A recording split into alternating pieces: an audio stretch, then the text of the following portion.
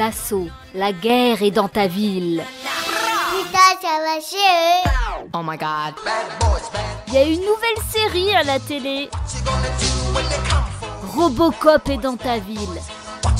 La guerre en bas de chez toi. N'empêche, les flics, ils ont fait un super boulot. En direct live, ils ont pris d'assaut un repère de terroristes en Seine-Saint-Denis. Tout a commencé à 4h30 du mat, où les flics ont levé le voile sur une femme mystérieuse qui les a conduits, sans faire exprès, à la cachette. Et alors, ils ont tiré dans tous les coins. Ils ont bloqué les rues, écoles fermées, même à la télé, sur BFM, ils ont dit « Ne vous rendez pas à votre travail !» Bah, de toute façon, en Seine-Saint-Denis, vu le chômage qu'il y a, les gars, il y a peu de chances qu'ils aillent au travail, hein. Ceux qui vont au boulot, là-bas, c'est les trafiquants de drogue.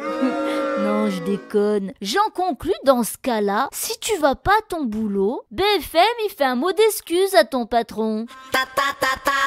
Et alors, la femme, c'était une kamikaze. Elle s'est fait sauter. Elle est allée retrouver les 70 verges. Dis donc, elle avait que 26 ans. À cet âge-là, il y a quand même un moyen moins radical pour se faire sauter. Tu te demandes quel chagrin d'amour elle a bien pu avoir dans sa vie pour faire ça. Elle voulait le rendre jaloux, ou elle avait pas de famille, ou ils lui ont lavé le cerveau. Mais avec quelle lessive? Dash! Ah bah oui, forcément. Dash 2 en 1 a quelque chose de spécial. Pour une burqa achetée, la ceinture d'explosifs pour 1 € de plus.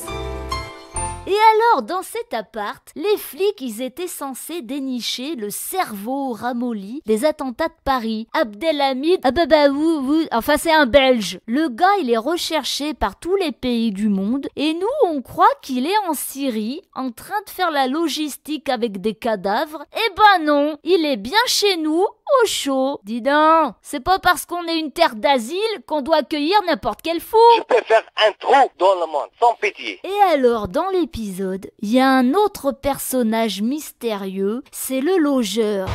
J'étais pas au courant que c'était des terroristes. On m'a demandé de rendre service, j'ai rendu service, monsieur. Le gars, il laisse sa piole à des gens qu'il connaît pas. Il est sympa, hein. Il va pouvoir héberger des SDF alors cet hiver. En fait, on a appris que le gars, il a fait 8 ans de prison pour meurtre et il est déjà propriétaire. Mais comment il a fait? C'est marrant, hein, ces gens comme ça qui sont pas au courant. Il est pas au courant qu'il prête son appart à des djihadistes. La famille de Abdeslam, elle est pas au courant où il est leur fils. Comme dit mon beau-frère, c'est fou comme certains parents, pas tous, hein, certains, ils savent pas où leur enfant il est parti, mais ils savent quand le virement de la CAF il est rentré. Bref, les flics ils y ont passé 7 heures pour arrêter 8 clampins. Oh, à ce rythme-là, ils sont pas rendus, hein. Quand tu penses qu'il y en a 11 000 autres potentiels comme ça, faut qu'ils prennent du guronzan,